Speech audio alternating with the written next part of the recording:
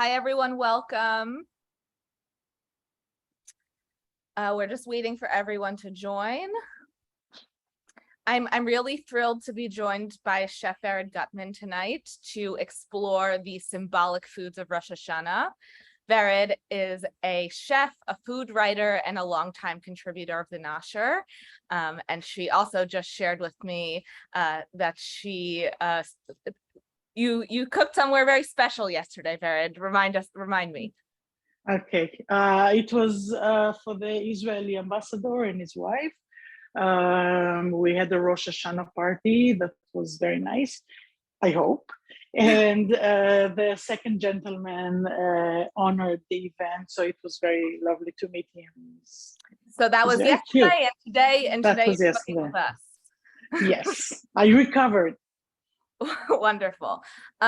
We already have some people asking for recipes, and I'll add those to the chat, but I'll hand it over to you and we'll get started with cooking. Excellent. Thank you very much. Hi, everyone. Thank you for joining me today. I always like doing classes with the Nosher, so it's an honor. We're gonna do a couple of dishes today for Rosh Hashanah. What's special for me, what's special about these dishes is that they incorporate some of the symbolic ingredients for in the Sephardi tradition. The Sephardim, meaning Jews who originally came from Spain, but also Mizrahi Jews, they have this Rosh Hashanah almost like a seder of a few ingredients and dishes that you eat, and you say a blessing, specific blessing for each one of them. I'm going to talk about it later. And I want to start with the cake. I think you already have the recipe in front of you. The cake is a date cake with honey, and dates are some of the symbolic food. Dates are one of the symbolic foods in the Sephardi Seder. I just want to start immediately because I need to let the dates sit in boiling water, and then I'm going to explain more. So the first thing I want to show you are these baking dates. You don't have to use them for this cake, but it's really nice when you have them. These are pressed dates, so they are pitted and they're mushed together to a very thick paste. If mushed is a word, it's not a word. My husband is telling me behind the camera. Okay, so you can buy these at many kosher supermarkets, especially those with Israeli owners, and you can get them at Middle Eastern supermarkets also, if you have in your area. You can also actually buy it on Amazon and other websites, and it's kosher, and it's basically just dates also. So if you can get those, that's great. If not, you have in the instructions, just use the same weight of the most tender pitted dates that you can find. And the process is the same. We're going to soak it with, let it stand with boiling water a little bit. Then we're going to mash it, puree it, mix it in the food processor, and continue adding it to the cake. So I'm going to open this. I don't need the whole package, but almost all the package. This is the only annoying part of this is the packaging, so sticky always. Okay, let's move to the food processor right here. I'm putting all of that into my food processor and asking my husband to please get me 1 cup of boiling water. Again, if you were using just regular dates, it's better to have very tender dates. It will work anyway, but the tender dates will be, the whole cake will be more juicy and tender. Okay, a cup of boiling water. I'm gonna pour over it and I want to press the dates to the bottom here, so as much as possible, so it's all under the water. It will make it softer, and then the water will make the whole thing thinner. Okay, now we're gonna let it sit down for a few minutes. There's a kind of stay here. There's a kind of I made a mistake in the recipe. It says wait 10 minutes and then it says 5 minutes. I guess I couldn't decide if you should wait 5 or 10 minutes. Either way is fine. After 5 minutes, it should be fine. We're gonna let it sit and then we're going to mix it. So the Rosh Hashanah Seder, let me talk a little bit about that. You know how most of us eat dip apples in honey, and we say, may we have a new year as sweet as honey. That's an example of how we use food for a blessing. But turns out this specific blessing of the apples in honey, specifically it started as red apples in honey in France in the 13th century. That's a relatively young tradition if you're talking about Jewish traditions. It's only about 700 years old. The Sephardi Seder, with the blessings that I'm going to talk about, is first mentioned in the Babylonian Talmud, so around year 300. And they mention 5 dishes that you need to serve on Rosh Hashanah and say blessing for. So one of them is dates that we're going to have, leeks, chard, Swiss chard, black-eyed peas, and kara. This is pumpkin. And all the words, all the dishes were chosen for their names in Aramaic or in Arabic or in Hebrew. They're all kind of the same. And there's like a word pun, a word game to say a blessing for each one. So for example, I'm not gonna bother you with all the names in Aramaic, but for example, dates in Hebrew, it's tamar. It sounds like the same root of the word tam, to finish something. And we say to, we ask God, all the blessings start this way. And so may God, may you please, we're asking you this. And in this case, with the Tamar, we ask, may all our enemies be finished, everyone who hates us, and all our enemies will be finished. And then, as it turns out, other words also reminded people of how we should finish our enemies, end our enemies, ruin our enemies, etc. There's also, with the black-eyed peas, it's actually called lubia. And so it sounds like lev, like heart. So we ask God to love us. What's the other one that's not with enemies? I can't remember now, but you get the idea. This tradition first started without the blessings, and the rabbis later said, this sounds too pagan, or, it doesn't sound very Jewish to have symbolic dishes and to give them meaning.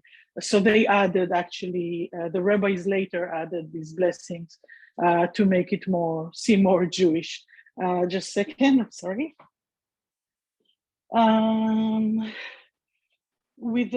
Okay, I'm going to start making the rest of the cake, and I want to say something else about dates. So I have all the ingredients here, and I'm going to mix the dates there. But when we start, I'm gonna start with the oil. This cake is parve, if you want it to be, because it has chocolate chips, and you can use dairy-free, vegan a bar of chocolate chips, and then you're done. So I mix in the oil, sugar, honey. So honey is another symbolic ingredient for Rosh Hashanah. 2 eggs.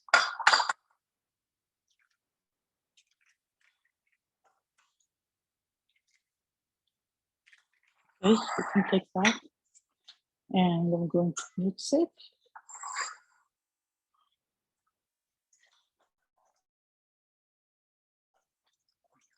Just mix to combine. I'm not going to whip the eggs or something. I just want to mix it here to combine. Until the eggs are completely broken down and it looks, pretty smooth. And then I have flour. I'm going to put it in the bowl of the mixer. Flour, baking powder, some salt, and really good cocoa powder. I'm gonna put it here. And we're gonna mix everything together in a second. One more thing about dates and honey, etc. So as it turns out, the biblical honey was indeed sometimes honey. When we say the land of milk and honey, it's actually bees honey. But in other instances in the Torah, when it says honey, many times it means simply dates, the fruit date, or date molasses, date honey. That's very popular in Israel. It came to Israel with the Jews of Iraq. It's popular in the Middle East. So again, you can get it at some kosher supermarkets and not many Arab, Middle Eastern supermarkets. And you can use that as honey for Rosh Hashanah also. And for this cake, you can replace the honey with date honey. It makes the flavor actually even more earthy and datey. Okay, so let's move here to the food processor. Thank you so much, Vered. This has been wonderful. Yes. We have one question in the chat. The recipe said baking soda. Can you just clarify if baking soda or baking powder? You can use either one. It's fine. I've been using them either way. So yeah.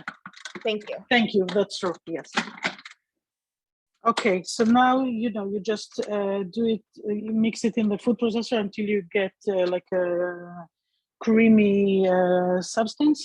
If you don't have a food processor,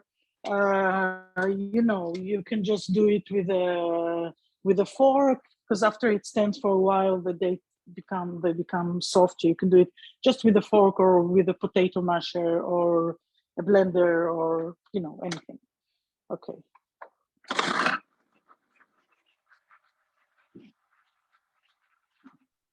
Wow, Zoom is taking out the noise. We don't hear the food processor. That's quite amazing. Really? You couldn't hear it? I can't. That is amazing. Wow. Okay. Can you show this? Okay, so you see I have a paste here now. Let's go here. Okay, so now, we're going to start mixing the flour. Do you want to show this actually? Okay. And then we're going to add, you're mixing the flour basically to spread the baking soda or baking powder evenly inside.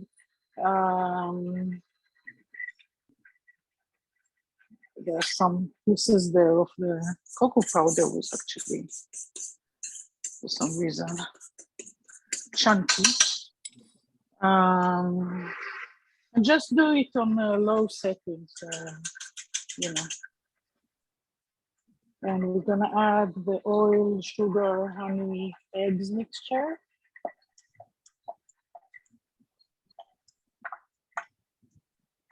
I wish we could smell it. Well, you're gonna make it at home, right? Yes. Yes. So here you go. And the last step. Okay, I'm gonna make it even lower. Gonna add the dates.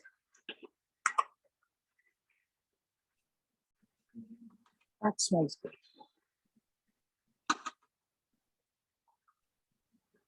Just a second.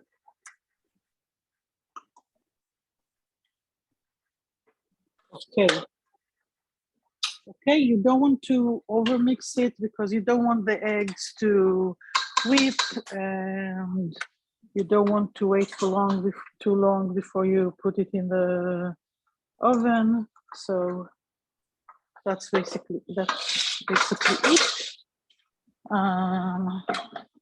Just mix it once more with the spatula to make sure it's all mixed. Here we go. It's a very simple cake. I have a kind of a large size loaf pan. We're gonna spray it with oil, and then put parchment paper, which will make it also easier to bring out the cake when you're done. Let's pour this in. Now, this is a cake that I first tried on my bat mitzvah. So that's embarrassingly a long time ago, 42 years ago. My mother made it, and she got the recipe from her friend Ethel's friend. And the friend of Ethel said, you can get the recipe, but you have to say that it was my recipe. So we can't remember her name, but I'm supposed to say it's her recipe. So it's her recipe. On the top of the cake now, I'm going to sprinkle some chocolate chips. Use the chocolate chip. Don't say I don't need the chocolate chip.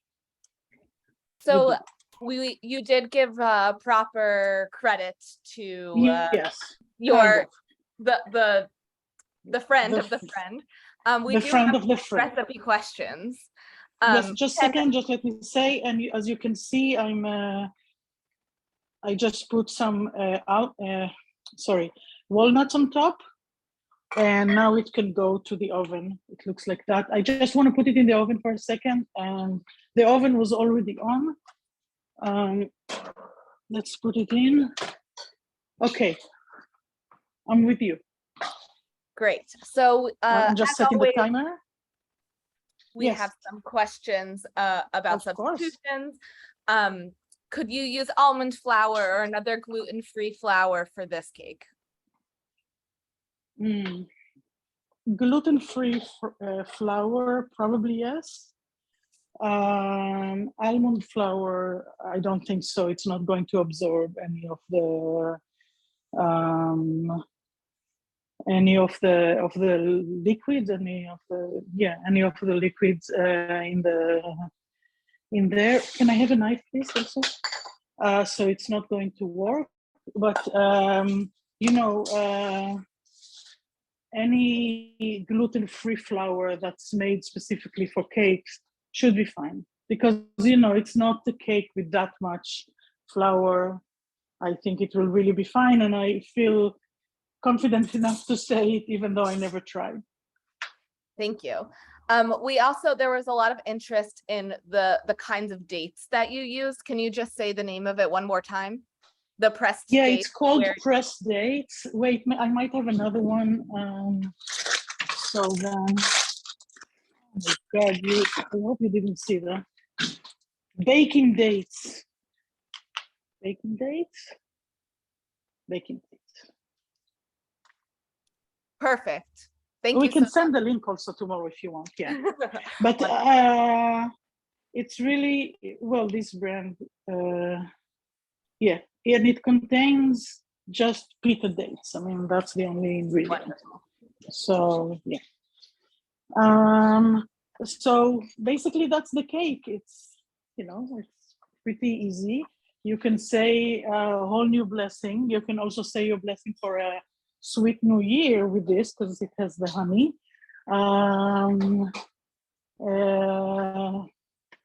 Yeah, so you have two functions with one dish.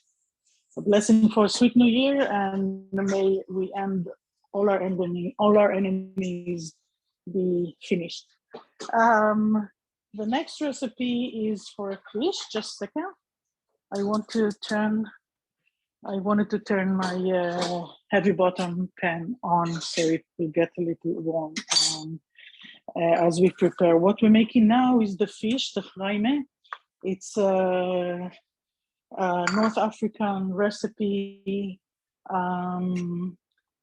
of fish that's kind of spicy, not terribly spicy. It's really up to you, with a lot of paprika and tomato paste. These recipes, there's a whole family of recipes that people make in Morocco and Tunisia that are always use a lot of paprika, like sweet paprika. There's also spicy paprika. It's not really available in the US usually, but there is such thing. But this is the sweet, so bell pepper, paprika, with tomato paste, a lot of oil always, that's essential, and water, and garlic. And this somehow just makes such a good sauce. It's good for meatballs. It's good for so many things. It's amazing with the fish. Another good thing about this sauce is that it's very, very quick to make, but you do need to have all your ingredients next to you when you start. So you're sure that you can, you wait 1 minute, you need to add the next ingredient and immediately the next one. So I want to make sure to have everything next to me. So I start by chopping the garlic, quite a lot of garlic. And I don't know if all of you saw, but there was actually on the Nosher website, I know my accent when I say the Nosher is not exactly right, but you know what I'm talking about. You just had a short article about fish for Rosh Hashanah for Sephardi Jews. And actually, the woman who wrote the article interviewed me about it, as this is again some of the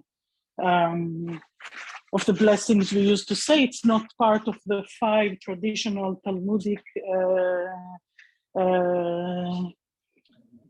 dishes that I mentioned earlier, but fish head or fish is now very much a part of Rosh Hashanah Seder. Many Israeli families, actually most Israeli families, some of them say the blessing over gefilte fish, and some of them say the blessing over chraime. So let's move here. I have to mention here that I never tasted gefilte fish. I'm half Iraqi and half Polish, so we did have gefilte fish on holidays. My father, who is the Iraqi side of the family, would never dare touching anything like that, and so the kids, we could never taste it. I mean, it's just too much. So chraime, on the other hand, is very much my palate. Okay, one essential ingredient for this is the fish that I actually did not bring. So just a second. Yes, okay. I only have 2 salmon fillet here, just because this is what I need for tonight, but the recipe and the sauce is for more. What I'm gonna do, I'm gonna cook only the 2 fish fillet for tonight, and I'm going to use the same sauce tomorrow, and make more fish. So you start with oil, as I said, quite a lot of oil. And I did cut it a little bit from the more traditional recipes. And you add the garlic. And we're gonna let it cook. Just a little bit until it's golden. Oh, that smells so good. After that, we're gonna start adding the spices. Oopsie. But first, let the garlic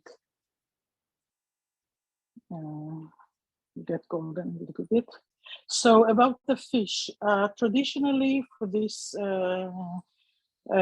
dish, many people in Israel, at least, they use carp because it was always just, you know, a cheap fish that was available always. They also make gefilte fish with carp in Israel. And what they use are steaks, actually. They use the steak of the fish, meaning you don't cut it to the long fillet with no bones, but you cut it this way. So you have the skin all around, you have the whole bones, you know, the whole structure of bones inside. You have much more fat in it, and it's very tasty. But the truth is, it just makes eating it so much more difficult. Because you know, you have to take out bones almost on every bite. So, you know, I mean, maybe there's a little more pleasure in it in some way, but yeah. As it turns out, the best part of the fish is actually the head, and some Sephardic families, from what I heard, they would serve the head of the fish to the head of the table, like to the grandfather. Of course, it will always be the patriarch, not the matriarch, who actually cooked it. But the fish, but the head and the cheeks of the fish are the most delicious, supposedly. Okay, so as you saw, I had a full 2 tablespoons of paprika. We have caraway seeds and some chili peppers. You know, just put as much as you like. And I'm just gonna let it dry for a minute. The smell is already very strong, so I'm gonna add the tomato paste already. You need 3 tablespoons, more or less. Okay. Again, when you fry tomato paste for a minute, it gets that, you know, little charred, intense tomato flavor, and it's just so wonderful. Like for anything you cook, if it's Italian dish or anything else with tomato paste, always try to first fry it a little bit, just like that. As it gets darker, you can see it. Also, the smell is just, it's really incredible. There's a lot of interest in the tools we are using. Can you say what type of pan this is? Oh, the pan? Okay, just a second, just let me, as I said, everything needs to be done so quickly. I'm adding water now. Yeah, because otherwise it will burn, and then that's not what we want. Okay. And this is it. It just all breaks into the water, and we have a kind of a sauce. Let me just add salt. I'm actually going to do it with a measuring spoon because I know what works in this case.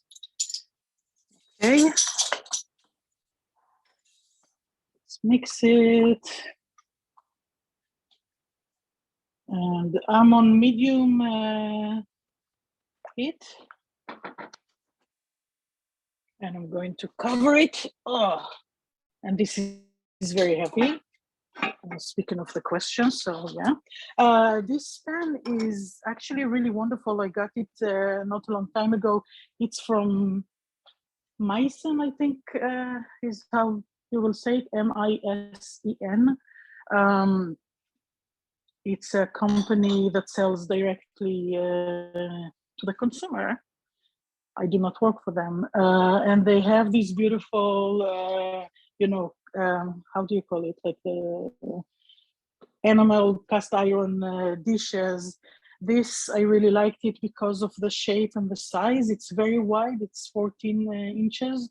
Obviously, can go to the oven, but when it's wide like that and just tall enough, but not full height, oopsie. That's for any Middle Eastern cook. That's essential because you always, we stuff vegetables all the time. So you need something about this height where you can stack things together. So, and it's wide enough to have stuffed vegetables for a whole family. So that's good. Okay, so the symbolic meaning of the fish, I actually didn't talk about it yet. I talked so much, but did not get to the point. One of the symbolic dishes that are mentioned, I think later in some of the rabbis of later time, I think it was after the Talmud. I think it was actually in France, also in the medieval times. They said that the Jews in Europe or in France were eating head of ram and sometimes lungs of ram also. And the reason for that, again, symbolic reason, was may we be the head and not the tail. So a head of a ram, and also some people say that the sacrifice, how do you say that tzak?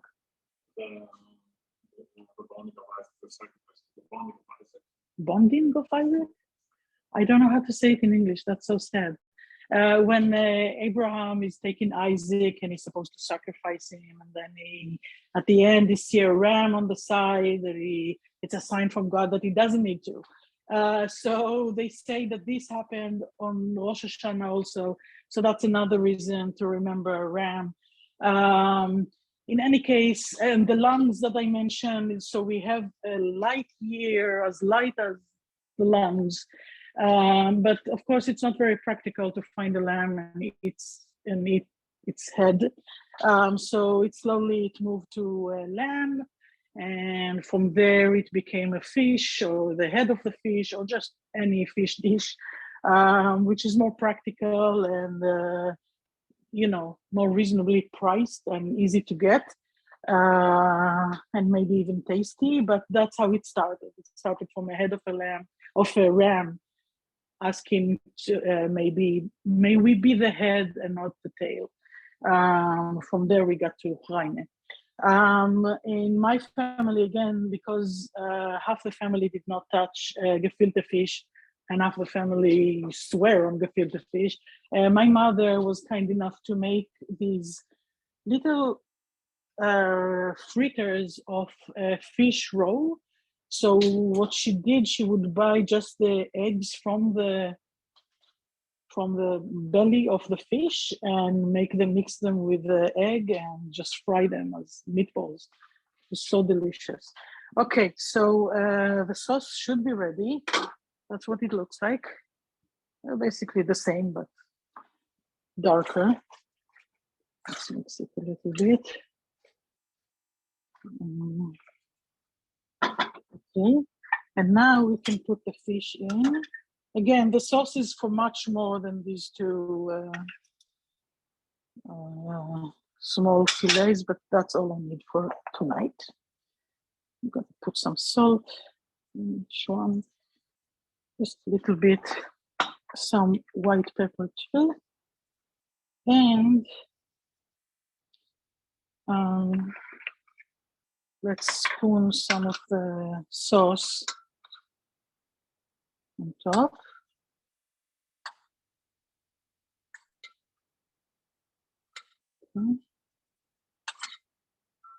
Oh, smells so good. And now we can cover it again. And maybe on medium low. You want to have a slow simmer, just like what we have here. So you see some bubbles, but not too much. When I'll close it, the bubbles, it may get hotter. So that's why I'm reducing the heat even more. Let's move here for a second, because just to finish the dish, we're gonna drizzle some lemon juice in a few, like 10 minutes. And some cilantro on top. Also, if you wanted, you could add pre-cooked chickpeas, even from a can, that's fine, that you wash with a lot of water first. You can add them all around the fish in the pan and cook it, and then you have even a bigger meal. And traditionally, this is served over couscous, because this is a Tunisian dish. But when they serve it, when this dish is served on Passover, it's served with rice, which is kosher for ochle kitniot, for Sephardi Jews, for Passover. So you can serve it with rice or with couscous, or with a slice of challah. That's the best, actually. You dip, and you can dip it in, just so good. And that's it. We have 10 more minutes there for the fish to be ready. And we drizzle this and sprinkle the cilantro, and the cake has 26 more minutes, so maybe we're not going to see it ready. But at least I'm going to have some cake to eat when the class is done. So any questions? I can talk more about the symbolic foods. Sure, we'd love to hear that. I think there's also some questions about, picking your fish. So you mentioned Yes. salmon and carp in Israel. Is there something when people are going to the store they should look for this sauce? So both carp and salmon are fat fish, and that's good for a dish like that.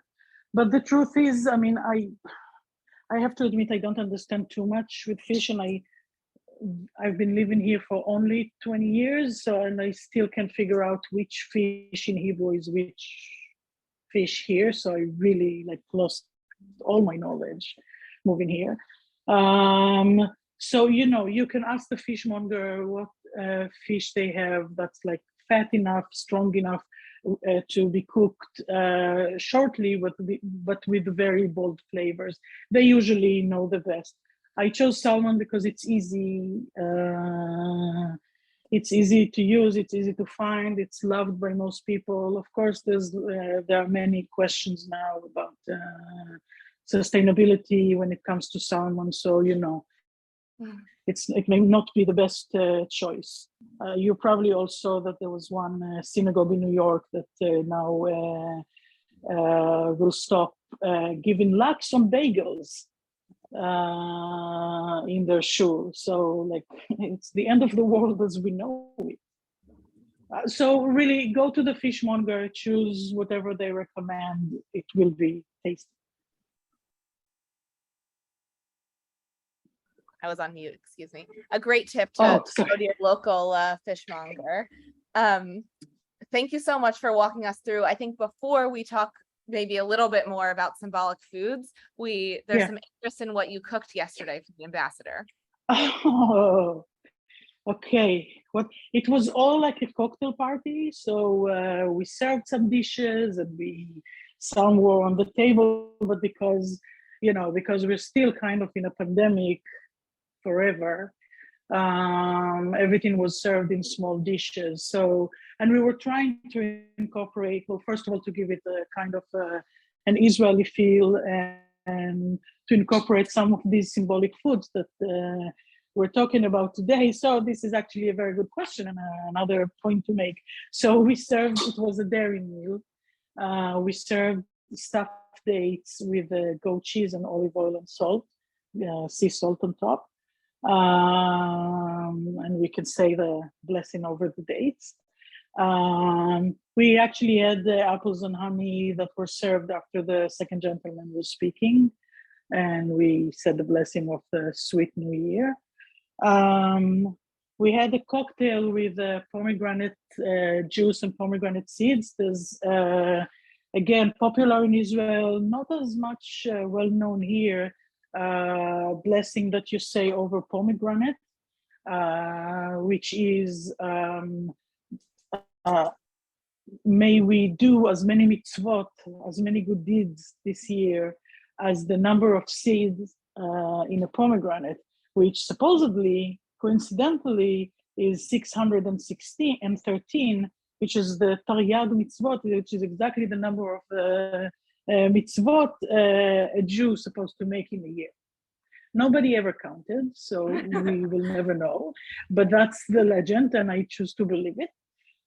So we had the pomegranate. What else did we have? We had fish, so we had fresh tuna with preserved lemon and harissa, served on a rice cracker. So the fish, maybe we be the head and not the tail. I can't remember.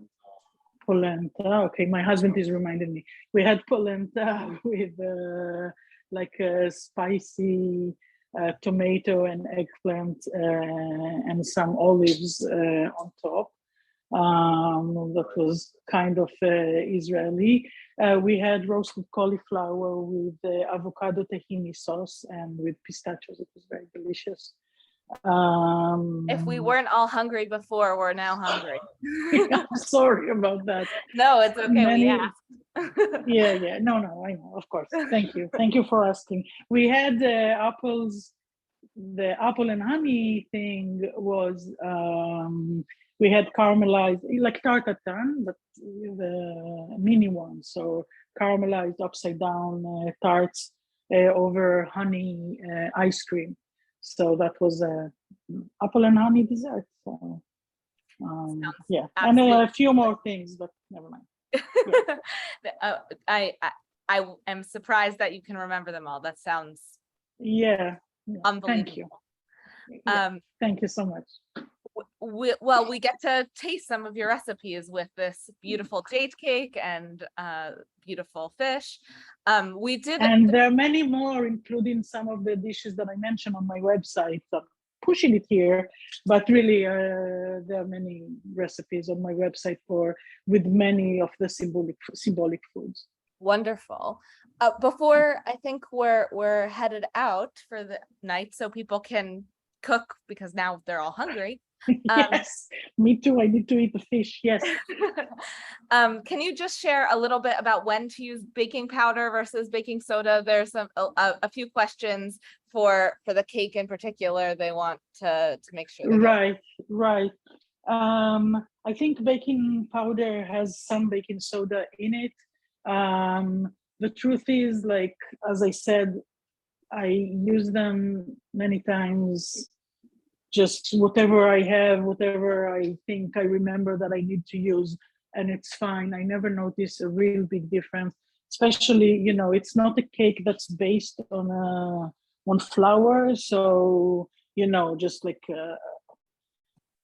any like white vanilla cake will be mainly flour. This one, flour is relatively small part, so there's not much of the baking powder either. It works fine either way. I wouldn't give you any advice on how to change any other recipes. I'm just saying that in this specific recipe, it's fine to use baking powder too. So yeah, and that should be fine. I hope it was not too confusing that I use something else. No problem. And okay. I hope that Zoom is taking out the sound in the background here the way that it took out your mixer. That was sirens in the background. Oh, great. Oh, really? Okay. Yeah. Well. Yeah. So we No, already we have can in the hear anything. chat that your site is phenomenal. So we have people who Oh, on it who've really thank enjoyed you it. so much. Thank you so much. So I added Yeah. that to the chat if anyone would like to peruse. There you go. There, you're back. Thank you so much, Vered. If there's any closing note you'd like to end out on? Oh, you're muted. How did that happen?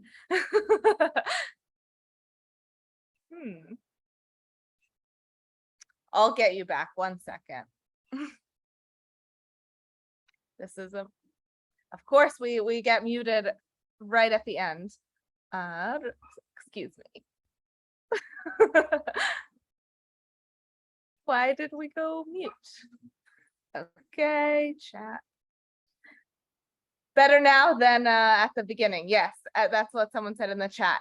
I'm going to guess what you said, and I hope that's all right. And I'm going to guess that Vered was going to say Shana Tova and Chag Sameach. Enjoy cooking and baking, and may you have a sweet and happy and healthy new year.